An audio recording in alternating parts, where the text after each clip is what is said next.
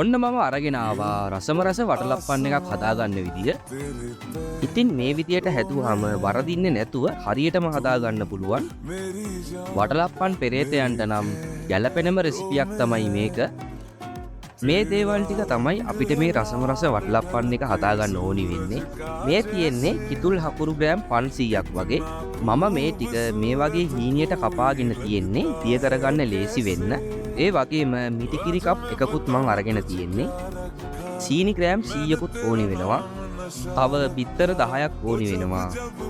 ඒ වගේම කරදමුංගු 7-8කුයි මේ වගේ සයිස් එකේ කුණුදු පොත්තකුයි ඕනි වෙනවා.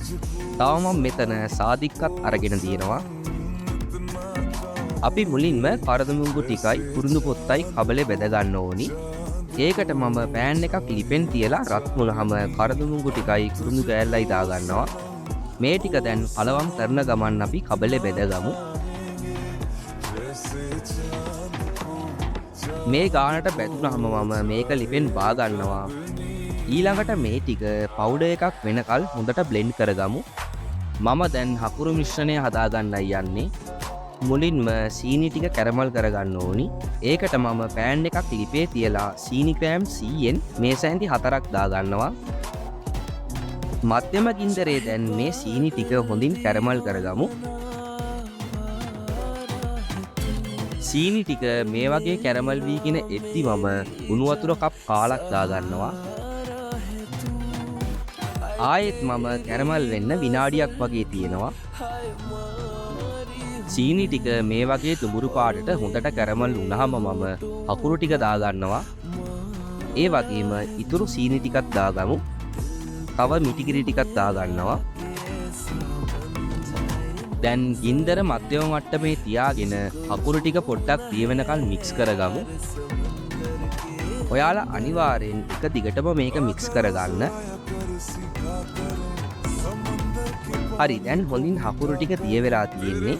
මම මේ වෙලාවේදී අපි හදාගත්ත පවුඩර් එක දාගන්නවා. ආයෙත් පොඩ්ඩක් මික්ස් කරගමු.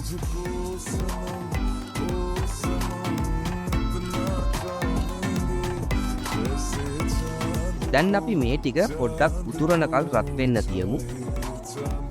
මේ ගානට මේක ආවහම මම ලිප ඕෆ් කරගන්නවා. ඊළඟට මම මේ ටික හොඳින් නිවෙන්න පැත්තකින් තියාගන්නවා. මම බිත්තර ටික මේ වගේ බෝල් එකකට දාගෙන තියෙන්නේ. ඊළඟට මම සාදික්ක තේ හැන්දක් වගේ ග්‍රේට් කරගෙන මේකට දාගන්නවා. අපි දැන් මේ ටික හොඳින් බීට් කරගමු.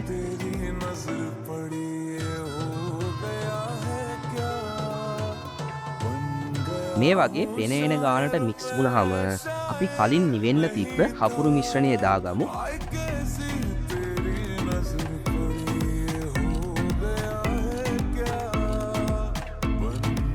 දැන් ආයෙත් මික්ස් කරගන්න ඕනි.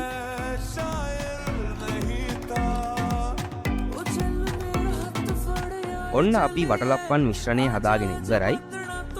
ඊළඟට මම මේ වගේ කේක් පැටියක් අරගෙන තෙල් ටිකක් දාගන්නවා.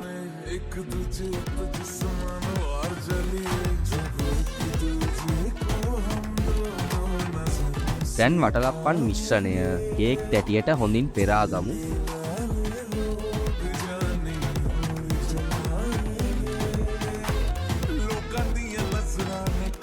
ඊළඟට මේක ඔයිල් එකකින් හොඳට මේ වගේ කවර් කරගන්න ඕනි.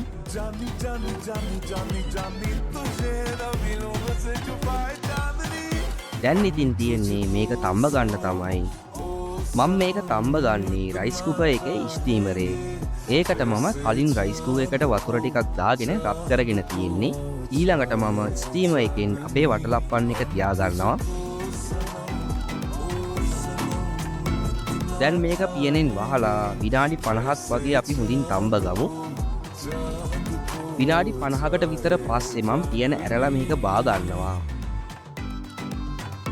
දැන් අපිට මේක තැම්බිලාද කියලා චෙක් කරලා බලන්න පුළුවන්.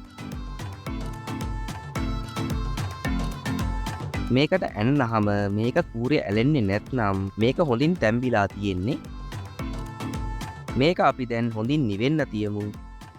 මේ තියෙන්නේ හොඳින් නිවුණාට පස්සේ බලන්න මේක කොච්චර රස පාටට තියෙනවද කියලා. ඉතින් ඔයත් වටලප්පන් පෙරේතෙක් නම් මේ රෙසිපිය අනිවාර්යෙන්ම හදන්න.